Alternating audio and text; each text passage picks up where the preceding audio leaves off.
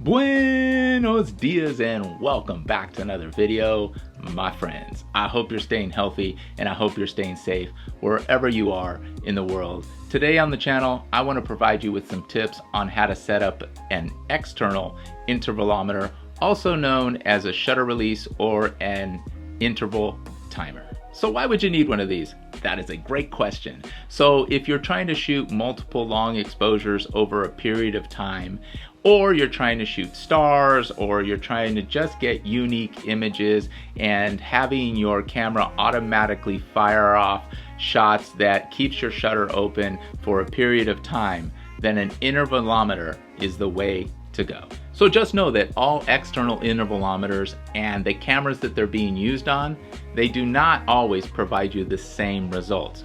What we're going to talk about here today are some generalities. I will show you some specifics based on the Canon EOS R, but you will have to check your intervalometer or interval timer with the camera that you will be using it with.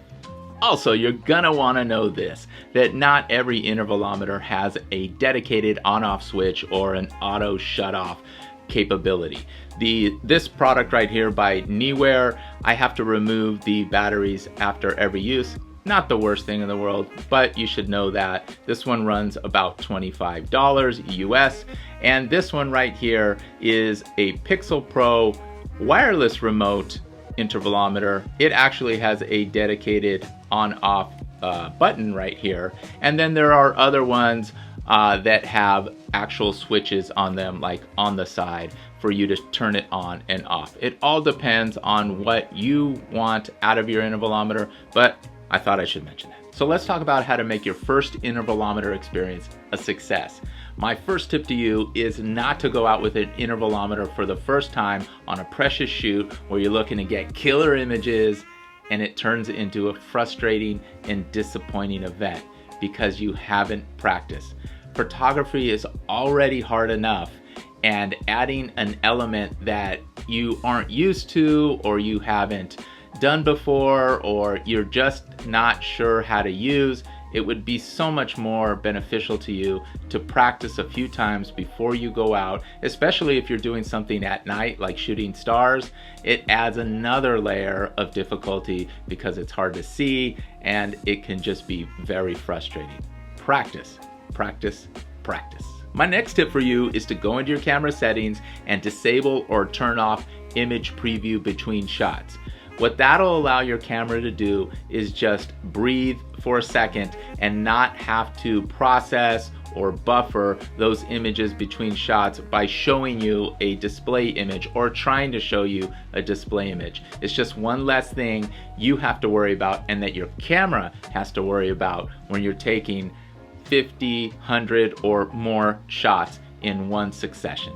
Tip number 3 has to do with how long you're going to leave your shutter open for.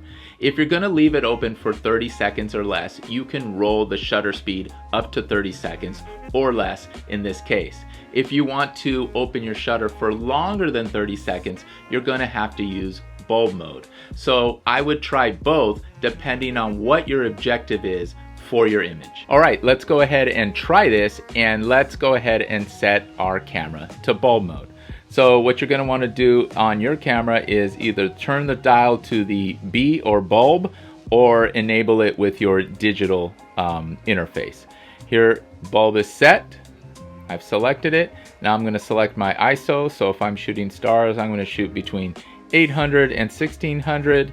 And let's go ahead and set our aperture to 2.8. Now a tip for this would be to fire off a few images so that you have the right exposure, meaning you already set your ISO and your aperture. You're going to have to leave the shutter open for, let's say, 2 seconds, 20 seconds, 30 seconds, 40 seconds, however long that you wish the shutter to be open, and make sure the scene is what you want and how you want it to reflect over a number of images. So now what you're going to want to do is find your intervalometer's access point, which can be found more than likely on the side of your camera, and then go ahead and plug in the intervalometer. Let's define what each section of the timer means. So depending on the intervalometer you get, you will have either delay or the words self you'll have long or the word bulb. You'll have interval, N stands for number, and you'll have a music chime. So now, based on our composition and our exposure settings, let's set up our interval timer. So the first thing is delay. Delay is just the amount of seconds that your camera will take before it actually fires off the first initial image. This only happens at the start of all of the composition, so only one time. So for this, I like to go from hours to minutes to the seconds, and I set it as a 10-second timer. There we go, and now we click set. And now what we want to do is move over one to long, or again, this could be bulb. In this case, we want it open for 20 seconds, so we select set and we move over from hours, minutes, and over to seconds, and we're going to select by clicking up, and we're going to select 20 there, and then select set. Now we're going to move over to the right, and I don't know if you guys heard that, but we've got lots of wild parrots, parakeets, something like that, big old birds. They just run wild around here. So hopefully that didn't make too much noise, but it was noisy right here. Okay, now what we're gonna do is set up the interval. And what this means is the amount of seconds in between each of the open shutters.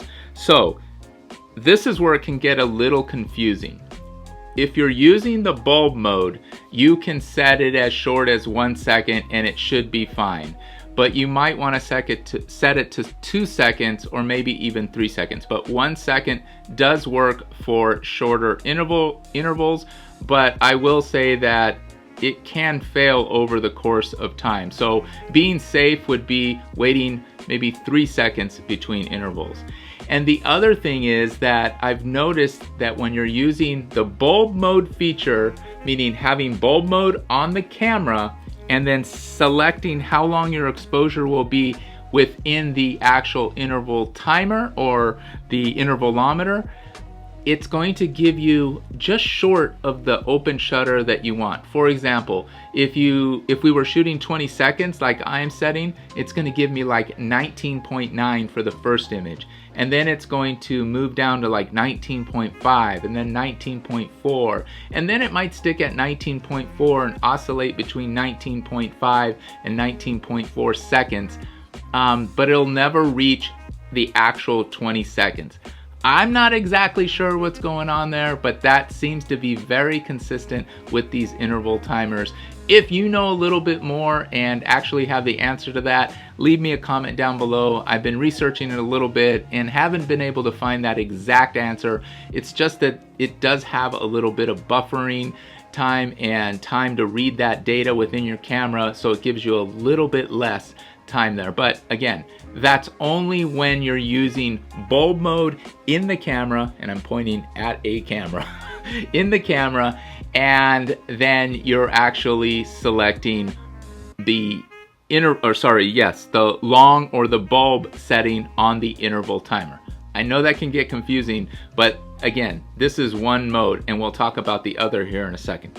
All right, so we've set the interval time to be 1 second, so I'm actually going to follow my own suggestion, and I'm going to wait 3 seconds between each shot. And then how many shots you want, you go ahead and click select, and then you can go up or down. If you go all the way down, and then you can select an infinite amount of shots by getting the 2 horizontal dashes, and you can stop the timer when you are ready or the battery runs out. All right, and then most people like to turn off the chime, so you can do that by selecting it and then resetting it again, and then you're all set. And all you have to do is click this timer start stop. So you start, it's going to wait 10 seconds before it shoots that initial shot. That helps with any movement or shake you might have by moving and setting this interval timer down.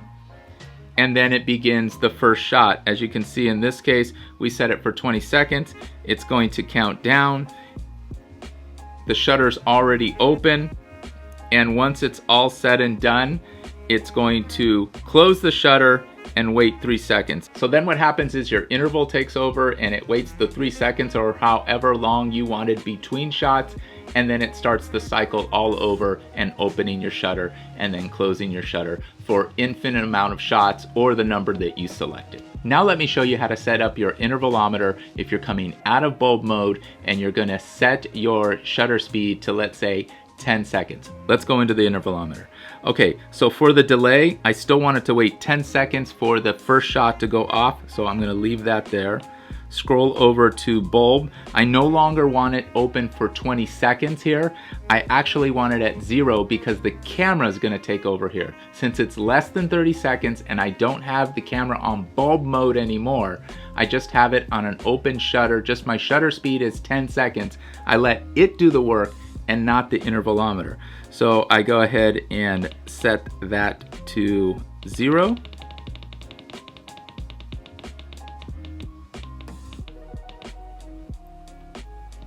There we go. And then for interval, here are where things are a little different. In the other version, when we were in bulb mode, I left it in between shots open for 3 seconds, hold, and then take the next shot. You're gonna actually have to put these two things together, meaning the number of seconds you want your shutter open in the camera is 10 seconds in this case. If we want a 3-second interval, we add that to the delay time. So 10 plus the 3-second hold is 13 seconds. That is how we're going to need to do this for this type of shot. So again, if we're using the camera's shutter speed to handle the number of seconds that the shutter is open, we allow the actual interval timer, the delay in between shots, to add those seconds onto the delay. So in this case, instead of leaving it open for 3 seconds in between shots, which we are going to do, but we need to take into account the actual number of seconds we leave the shutter open, and that's 10 seconds. So 10 seconds plus the 3-second delay is the 13 seconds we're leaving it open for, and we click set, and the rest is the same. We're gonna leave infinite amount of shots, and we stop it when we want, and the timer, or the chime, is off,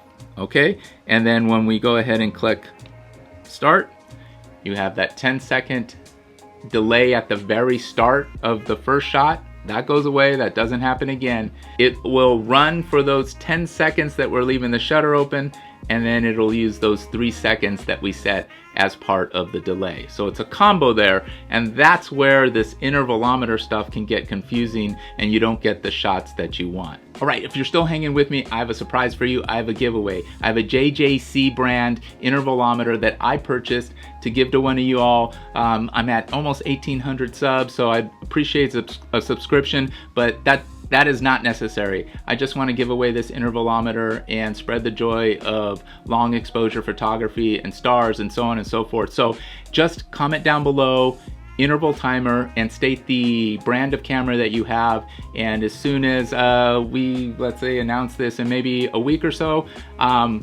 we'll go ahead and do that, and then we'll ship it on out. All right, subscribe if you're not subscribed. If this video provided you any value, please like it, comment down below, and what are some of the other things we say? Ring the bell to notify you of new videos when they are released. I appreciate y'all. Peace.